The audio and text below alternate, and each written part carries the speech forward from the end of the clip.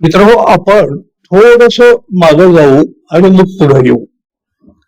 August 2005 पासून अगदी अलीकडं म्हणजे मे 2026 पर्यंत IAS अधिकारी तुकाराम मुंढे यांच्या तब्बल 22 वेळा बदल्या झाल्या. मग आता बघा हा काळ किती आणि बदल्या किती.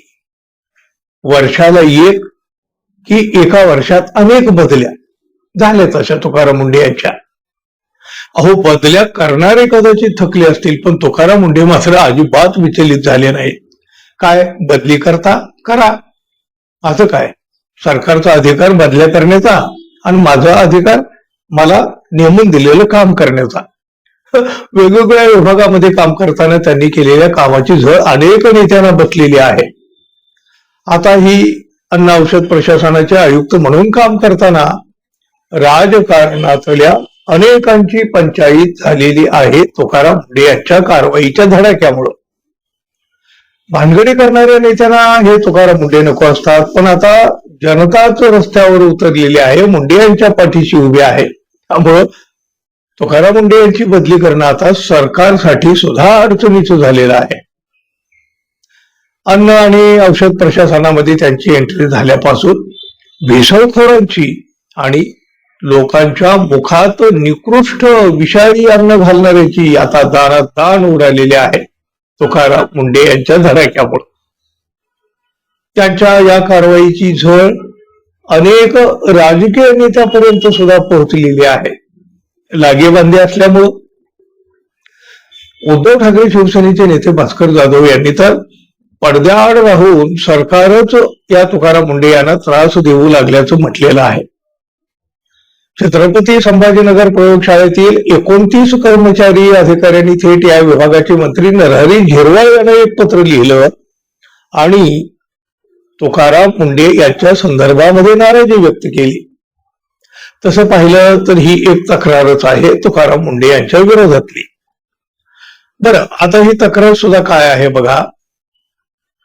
कर्मचाऱ्यांना 2 शिफ्टमध्ये काम करण्याचे निर्देश, शनिवारी रविवारी आणि सार्वजनिक सुट्टीच्या दिवशी काम करण्याचे आदेश, रिक्त पदामुळे वाटलेल्या कामाचा ताण यामुळं सरकारी हे कर्मचारी अधिकारी त्रस्त आहेत म्हणे.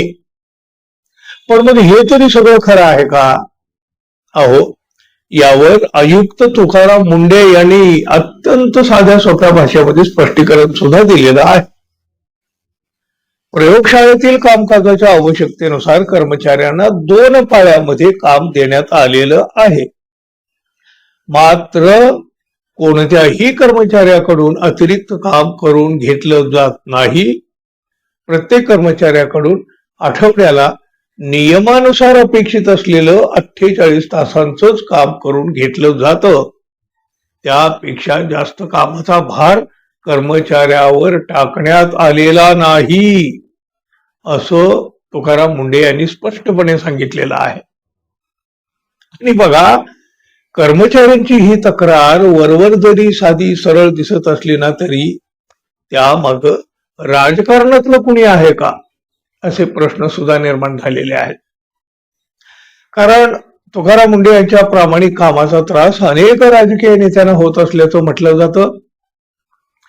शिवसेनेचे नेते भास्कर जाधव यांनी तर थेट सरकारकडे बोट दाखवलेला आहे. भास्कर जाधव म्हणाले, तुकाराम मुंढे यांच्या खात्यातील काही कर्मचारी अधिकारी जेव्हा तुकाराम मुंढे यांच्या विरोधामध्ये उठाव करतात तेव्हा या कर्मचारी अधिकाऱ्यांच्या मागे सरकार बदलच कुणीतरी व्यक्ती असणार. तुकाराम मुंढे यांचा दबदबा पाहता त्यांच्या खात्यातील कर्मचारी अधिकारी त्यांच्या विरोधामध्ये बंड करण्याचं धाडस दाखवतील असं अजिबात वाटत नाही. तुकाराम मुंढे हे सध्या सरकारसाठी अडचणीचे ठरत आहेत.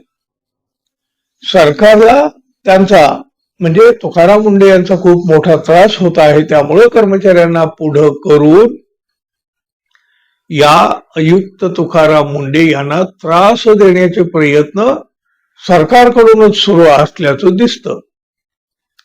म्हणजे बघा, एवढ्या स्पष्टपणे भास्कर जाधव यांनी यावर प्रकाश टाकलेला आहे. आणि आपण सुद्धा थोडासा तार्किक दृष्ट्या विचार जर केला तर भास्कर जाधव यांचं म्हणणं संयुक्तिक आहे असं आपल्याला सुद्धा वाटून जातं. छत्रपती संभाजीनगर मधल्या एका प्रयोगशाळेतील कर्मचारी थेट मंत्र्यांच्या पर्यंत लेखी तक्रार करतात आणि तुकाराम मुंढे यांच्या विरोधात ही तक्रार असते. अहो, एकतर सरकारी कर्मचाऱ्यांना थेट मंत्र्यांकडे तक्रार करता येते का? तर त्याचं उत्तर नाही असंच आहे. वरिष्ठ कार्यालयापर्यंत जरी एखादा विनंती अर्ज करायचा म्हटलं ना, तर तरी सुद्धा या कर्मचाऱ्यांना आपल्या निकटच्या अधिकाऱ्यामार्फतच अर्ज सादर करता येतो, थेट अर्ज देता येत नाही. अहो, एवढंच काय, आपल्या अधिकाऱ्यांची परवानगी घेतल्याशिवाय या कर्मचाऱ्यांना वरिष्ठ अधिकाऱ्यांना साधं भेटता सुद्धा येत नाही आणि हे तर थेट मंत्र्यापर्यंत पोहोचले, ते सुद्धा तुकाराम मुंढे यांची तक्रार घेऊन. भास्कर जाधव म्हणतात ना, त्याप्रमाणे या सरकारमधील कोणीतरी नक्की या प्रकरणामागं असावं. तुम्हालाही असंच वाटतं का मित्रांनो? जरूर सांगा आणि जाता जाता आपल्या चॅनलला सबस्क्राईब करावं ही आपली नेहमीची अपेक्षा. धन्यवाद. पुन्हा भेटू. नमस्कार.